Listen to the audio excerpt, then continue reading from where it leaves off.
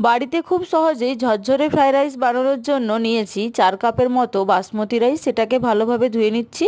অন্যদিকে একটা পাত্রে নিয়েছি বড় গ্লাসে 4 গ্লাসের মতো জল। তাতে দিলাম 2 চামচের মতো লবণ, অল্প রিফাইন অয়েল, একটা তেজপাতা, 2টো এলাচ, 2টো লবঙ্গ, 2টো দারচিনি। এরপর ধুয়ে রাখা চাল আমি দিয়ে দিলাম সেদ্ধ করতে। অন্যদিকে আমি ক্যাপসিকাম গাজর আগে থেকে যেগুলো কেটে রেখেছিলাম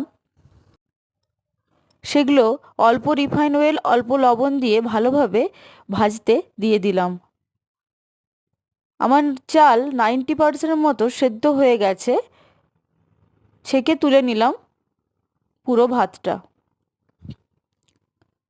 ক্যাপসিকাম গাজর আমার ভাজা হয়ে গেছে, সেটাকেও আমি তুলে নিচ্ছি। এরপর কড়াইয়ে অল্প ঘি দিয়ে কাজু কিশমিশটাকেও আমি ভেজে তুলে নিলাম।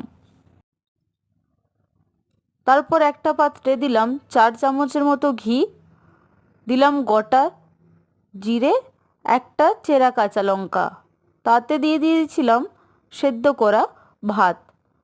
তারপর দিলাম ভেজে রাখা কাজু কিশমিশ, ক্যাপসিকাম গাজর। এভাবে অনবরত নাড়াচাড়া করলাম 2 থেকে 5 মিনিট।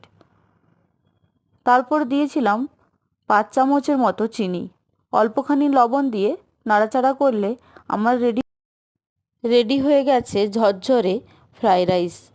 এটা আমি বানিয়েছিলাম আমার বান্ধবীর ফার্স্ট অ্যানিভার্সারিতে, কারণ আমার ফ্রাইড রাইস তার নাকি খুব পছন্দের।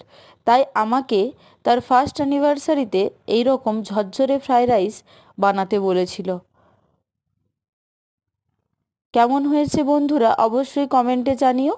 আর তার বিবাহবার্ষিকীতে আমাদেরকে স্টার্টারে দিয়ে দিয়েছিল চিকেন পকোড়া, বেগনি, পনির পকোড়া।